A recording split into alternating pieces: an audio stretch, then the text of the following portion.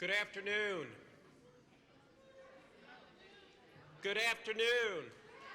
Oh, so much better. I'm John McEwen. I'm the Executive Director of the New Jersey Theater Alliance, and it's so wonderful to have you all with us for the 13th Annual Excellence in Cultural Access Awards. And to celebrate the New Jersey Cultural Access Network Project's 30th anniversary. This is a day I look forward to each year because it brings colleagues together for a day of learning, sharing, and networking as we all continue to strengthen our commitment to making facilities, programs, and services accessible to our patrons, artists, staff, volunteers with disabilities, and older adults. In addition, we celebrate and recognize the outstanding leadership and innovation of individuals and organizations who are making an impact on this work. I cannot believe that this initiative is celebrating its 30th anniversary, and we all look exactly the same. In fact, I would say we look better, right? I remember approaching Elizabeth Christopherson, chair of the Arts Council at the time, and Jean Hooper, vice chair, to share my idea about a program to assist New Jersey's arts and cultural community in making programs and facilities accessible to all. I was working at Paper Mill Playhouse at the time and saw that Paper Mill was one of the few arts organizations in our state that was offering accessible programming. I saw that there was a need to offer resources and educational support to assist the entire field in this work. I'm so proud of the Arts Council because without hesitation, literally within a few months, they saw that this was a commitment and a value of the council, and we kicked off the newly formed New Jersey Arts Access Task Force. Remember that name? With a 2-day conference, it takes more than a ramp. This event attracted more than 350 colleagues from the field who participated in a series of workshops.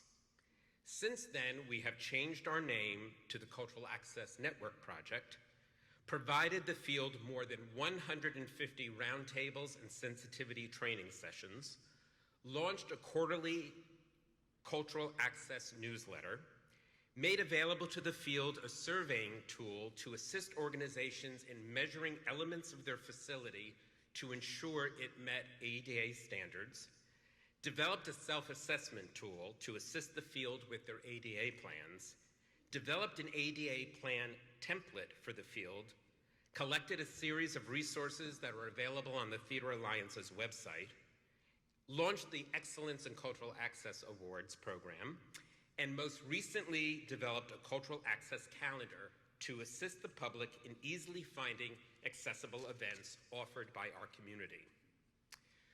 We are grateful and honored for the partnership with the New Jersey State Council on the Arts. And I also want to give a shout out to everyone here at Grounds for Sculpture. They have hosted this event since its beginning. And thank you, Lauren Shepard, Gary Schneider, everyone here at Grounds for Sculpture. Your hospitality is so appreciated by us all. We are also honored and grateful for the dedication of the individuals who serve on the Cultural Access Network Project Committee, both past and present. And I would like to recognize those individuals who are with us today. Steve Runk is with us. Woo woo! Maureen Heffernan, Perry Neron, Julie Hahn, Pam Gaston, Crystal Allen, and Kathy Roy.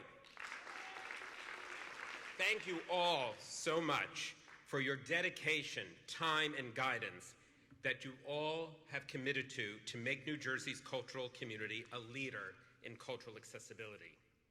As I travel around the country, I consistently hear how blessed we are to have such an amazing partnership with our New Jersey State Council on the Arts.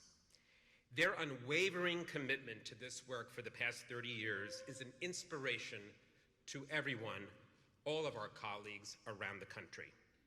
New Jersey is the only state that requires its grantees to submit an ADA plan in order to receive state funding.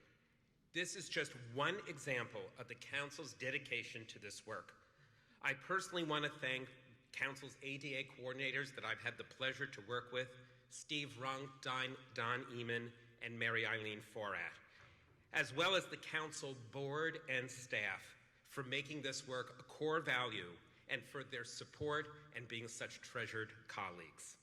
I am delighted today that we have the Council's Executive Director with us and so happy to welcome her to the podium.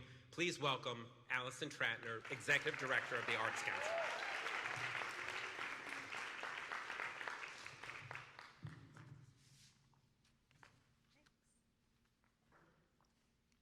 Thank you, John, and hi, everybody. He said a lot of things that were kind of emotional. It's really, really nice to hear. Thank you. And thank you to the New Jersey Theater Alliance staff and board for all the work that you do all year round for the community in New Jersey and for the people of New Jersey, and especially the work you did to get us to today. Right, today is no small feat, so thank you for that. And it's so nice to be here at Grounds for Sculpture, and what a gorgeous day we have. The State Arts Council and the Theater Alliance have been partners in this work, as John said, for 30 years. And it was John's vision all those years ago. And I'm glad you named the people in leadership at the council at the time. It was, as I'm told, I mean, I've been at the council a long time, but not quite 30 years. I'm told it really was, as you say. It was immediately welcomed and embraced and implemented, and it was John's vision and their partnership that put all of this important work in motion 30 years ago. We've seen the network grow over the years to offer a wide range of services that help facilitate increased access, education, and change. And to echo what John said, special thanks to those steering committee members, the ones that are here in the room, the ones who have served over the 30 years. It's their expertise that really makes the work meaningful. All of the collective commitment that we've heard John say, that I've said, that I know you all know about, it makes the Cultural Access Network project the nationally regarded model that John mentioned. And I'm just gonna go ahead and say a couple of the different prestigious organizations that have given a nod to this network. The New Jersey Department of Human Services, the Christopher and Dana Reeve Foundation, the Kessler Foundation, the National Assembly of State Arts Agencies, and the Kennedy Center. It's really true when I travel around or work with my colleagues networked nationally, this program really is a model, and this partnership is unique. So at the council, even then and now, the network is as much a place for us to lead as it is for us to learn. So core to the mission was to create sustainable change and build momentum toward a truly accessible arts sector. And as the largest funder of the arts in the state, the council saw from the very beginning the opportunity to deepen our impact by holding ourselves and our grantees accountable through the development of accessibility training and plans that at a minimum meet the requirements of the Americans with Disabilities Act. So just about 20 years ago, for the first time, after years of learning and advocacy, ADA planning did become a requirement for all council grantees, and that requirement remains today. And through partnership with the Cultural Access Network, we provide professional development opportunities for the field on a regular basis, and these offerings are created to try to keep pace with the changing world that we're all living in. Annually, we create these programs with input from partners, grantees, the public, to help us understand the barriers to arts participation at every level. So, as I said, I haven't been here for 30 years, but I've been here a long time. The council's dedication to making the arts accessible in New Jersey was part of my orientation. It's part of the DNA of the place. And we have had a long string of passionate and knowledgeable access coordinators. 2 of them are here today. They lead our team internally to ensure that the standards of accessibility are considered in all aspects of our work. So as John mentioned, Steve Runk was the one who was doing that work. He was in that role when I got there. And for many years, he skillfully and reliably he kept issues of access top of mind. And then after Steve, the role was filled by Don Eman, who we know isn't here today, but I know many of you know him, and he was a champion of this work for decades. And then for the past few years, Mary Eileen Farrat, who's here with us, she brings to this work such deep knowledge of the field and helps to ensure that public funds entrusted to us at the Council are invested in arts programs and organizations that meet and exceed accessibility standards. A lesson that I learned a long time ago and has collectively been enforced through these people who I just mentioned is that access is bigger than compliance. It's more than just removing barriers.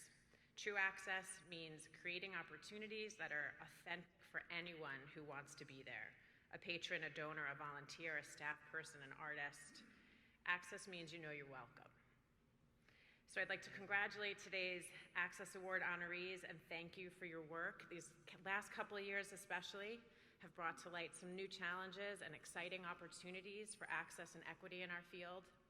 And as we continue to adapt and innovate, I look forward to working with the Theater Alliance and all of you to make New Jersey's arts industry accessible for all.